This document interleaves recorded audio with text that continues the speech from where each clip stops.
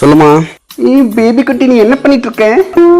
சும்மா தான் இருக்கேன். ஆமா, நீ என்ன பண்ணிட்டு இருக்க? நானும் சும்மா தான் பேபி இருக்கேன். பேபி உனக்கு ஒன்று தெரியுமா, என் ஆஃபீஸ்ல பிரியாணி ஒருத்தி ஒர்க் பண்ணிட்டு இருந்தால, அவளுக்கு 4 கழிச்சு என்கேஜ்மெண்ட். பாடுறா. இவன் 3 வருஷமா லவ் பண்ணிட்டு இருந்திருக்காமா. 2 பேரும் நேர்ல கூட இவங்க பார்த்ததே இல்லை. அந்த பையன் வீட்டுல இருந்து வந்து பொண்ணு கேட்டு இவளுக்கு ஓகே பண்ணிட்டாங்க. ஆனா இப்போ வரைக்கும் 2 வீட்டுக்குமே இவங்க 2 பேரும் லவ் பண்ணிட்டு இருக்கிறதே தெரியாதுமா. இது வேற லெவல்ல. எல்லாருக்கும் எப்படி அமையுமா? நம்மளுக்கு இனி என்னென்ன நடக்க போது நினைச்சாலும் எனக்கு பயமா இருக்கு. இரு ஒரு ஃபோன் வருது, நான் அப்புறம் கூப்பிடுறேன். ஒரு நிமிஷம் இரு. ஓகே பேபி, நீ போய் பேசு.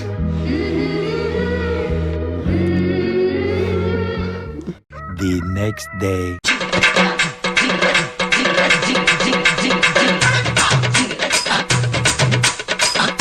அப்புறம் உனக்கு ஒன்று தெரியுமா, என் ஆஃபீஸில் பிரியாணி ஒருத்தர் ஒர்க் பண்ணல, அவளுக்கு நாளைக்கு என்கேஜ்மெண்ட். பேபி, இது ஏற்கனவே நீ என்கிட்ட சொல்லிட்டேன்னு நினைக்கிறேன். இல்லை பேபி, நான் உங்ககிட்ட இன்னும் சொல்லவே இல்லை. இப்போதான் நான் உங்ககிட்ட சொல்கிறேன்.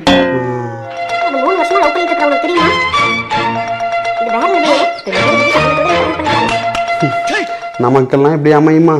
நம்ம லைஃப் நினச்சா எனக்கு இப்போவே பயமாக இருக்கு.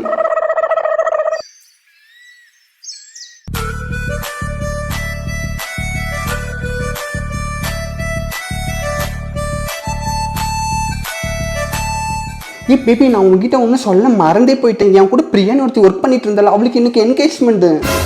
இந்த கதை எத்தனை தடவை சொல்லுவ? பரவாயில்ல, இப்போ நான் மறுபடியும் சொல்றேன், நீ கேளு. மாட்டிக்கினாரு ஒருத்தர், இவரை காப்பாத்தணும் கத்திரி, இவரை காப்பாத்தணும் கத்திரி.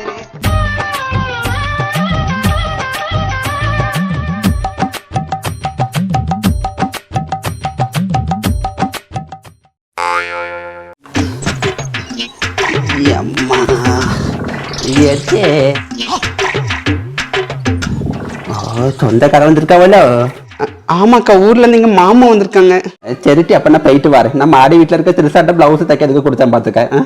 எனக்கு நேரம் ஆயிட்டு, நான் அப்பதான் வாங்கிட்டு போய் வீட்டுல போய் சுவாறு பொங்கணும். நம்ம போயிட்டு வரேன். அக்கா, பையன் வேலைக்கு போயிட்டு வந்துட்டானா? அதை எம்பிட்டு நீக்காக்கா எட்டி, அவனுக்கு அந்த வேலைக்கு போகிறதுக்கு பிடிக்காமையாக்கும் போயிட்டு வந்துட்டு இருக்கான்.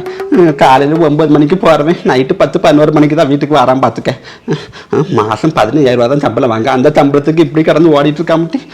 எட்டி, நான் எல்லார்ட்டையும் வெளியே 30-50,000 வாங்கன்னு சொல்லிட்டு இருக்கேன்ட்டி. ஒன்றை மட்டும்தான் 15,000 உண்மையை சொல்லிட்டேன் பார்த்துக்க. எட்டின்னு வெளியே யாருன்னு சொல்லிடாதட்டி. எல்லாம் இந்த பொண்ணு கெட்டதுக்கு கண்டு தான் இந்த வேலைக்கு போயிட்டு இருக்கான். பொண்ணு கெட்டினதுக்கு அப்புறம் அவன் பழையபடி கொஞ்ச நேரம் வேலைக்கு போயிடுவான் பார்த்துக்க. அவன் அந்த வேலைக்கு போயிட்டு இருக்கும்போது 9 மணிக்கு போயிட்டு 5-6 மணிக்குள்ள கரையாறு வீட்டுக்கு வந்துடுவான். எப்படி பார்த்தாலும் 35-40,000 ரூபா வரை சம்பாதிச்சுட்டு இருந்தோம்ட்டி. இப்போ இந்த வேலைக்கு போன பிறகு இந்த பையன் இப்படி கஷ்டப்பட்டு கிடக்காம பார்த்துக்க. சீக்கிரம் நீ ஏதாவது ஒரு பொண்ணை பார்த்து வைட்டி அவனுக்கு. சரி, அப்போ நான் போயிட்டு வரேன்.